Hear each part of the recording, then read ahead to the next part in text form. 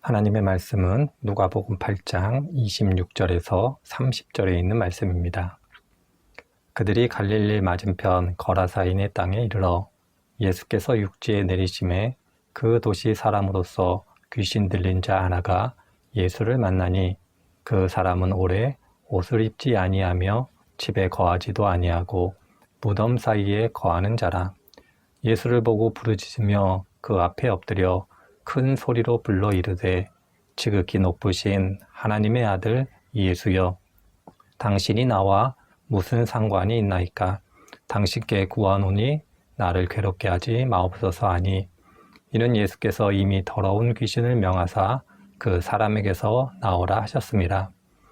예수께서 내 이름이 무엇이냐 물은즉 이르되 군대라 하니 이는 많은 귀신이 들렸습니다. 아멘. 오늘 함께 읽은 말씀은 예수님께서 귀신 들린 사람을 고쳐주시는 장면을 저희들에게 보여주고 있습니다.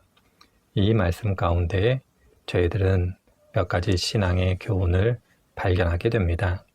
그 신앙의 교훈을 살펴보면 다음과 같습니다. 먼저 생각해 볼 것이 있다면 그것은 귀신 들려 무덤에 사는 사람은 하나님을 떠난 사람의 특징을 보여준다는 것입니다. 귀신에 들렸다라는 것은 문자적으로만 이해하면 더러운 어둠의 영의 지배를 받는다, 이렇게 말씀드릴 수 있습니다. 성경을 자세히 읽어보면 사람의 마음, 우리의 마음은 내가 주인이 아니라 하나님이 아니면 사탄이 주인이 되는 그러한 것이 우리의 마음이다, 이렇게 이야기하고 있습니다. 하나님께서 주관하시거나 사탄이 주관하는 우리의 마음, 그럼으로써 하나님의 사람이 되던 세상을 사랑하는 사람이 되던 둘 중에 하나이지 중립적일 수는 없다라는 것이 성경의 가르침입니다.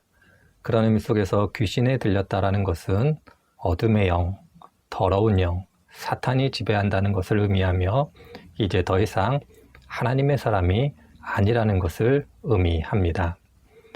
무덤이라는 것은 구약에 나타난 정결법을 자세히 살펴보면 다른 것을 의미하는 것이 아니라 부정한 것으로서 죽음을 의미합니다. 이것을 신앙의 용어로 바꾸자면 하나님을 떠난 사람들의 영적인 상태가 죽었다라는 것을 의미합니다. 사탄이 지배하는 사람은 그의 영혼이 죽은 사람이고 영적으로 죽은 사람이라는 겁니다. 그렇기 때문에 사탄이 원하는 대로, 사탄이 요구하는 대로 살아가게 되며 그 삶의 방식이라는 것은 자기 자신뿐만 아니라 다른 사람까지도 파괴하는 그러한 인생을 살아가게 된다는 겁니다. 하나님은 생명을 주시고 하나님은 살리시는 분이신데 하나님을 떠난 사람들은 죽음을 향해 가고 죽음을 위해 모든 것을 내려놓고 모든 것을 소모하는, 어떻게 생각해 보면 자신의 삶, 생명을 낭비하는 삶을 살아가게 된다는 겁니다.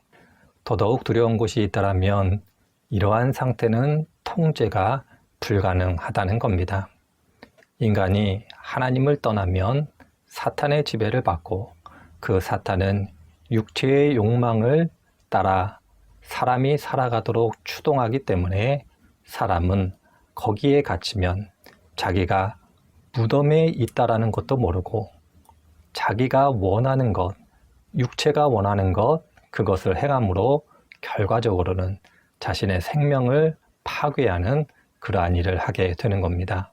바로 그런 의미 속에서 오늘 귀신 들려 무덤에 있다라는 것은 하나님을 떠난 사람들의 삶의 모습이 어떠한가를 우리들에게 자세히 보여주고 있습니다. 다음으로 생각해 볼 것은 바로 예수님께서 귀신에게 그의 이름을 묻고 있는 장면 속에 등장하는 귀신 들려 무덤에 사는 사람들이 모여 사는 세상의 원리를 발견하게 됩니다. 귀신에게 예수님께서 묻습니다. 너의 이름이 무엇이냐고. 그때 귀신이 이야기하길 자신의 이름은 군대라고 이야기를 합니다.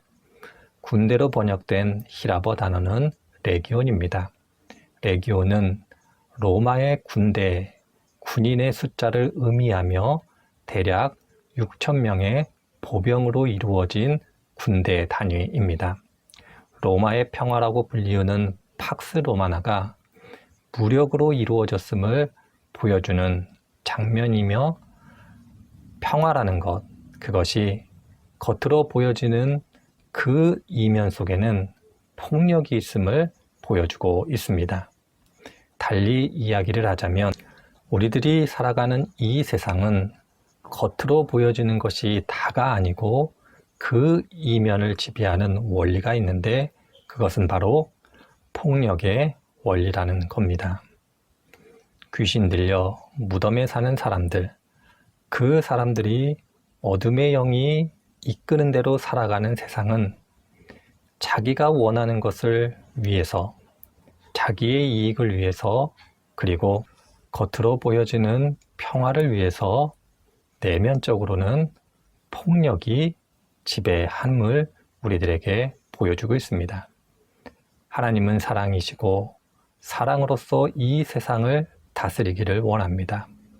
희생하고 헌신하고 용서하고 용납하며 자기를 내려놓음으로써 이 세상이 다스려지기를 원하는데, 어둠의 세력, 하나님을 떠난 사람들은 그러한 방식이 아닌 강제를 통해서 그것을 이루어감을 우리들에게 보여주고 있습니다.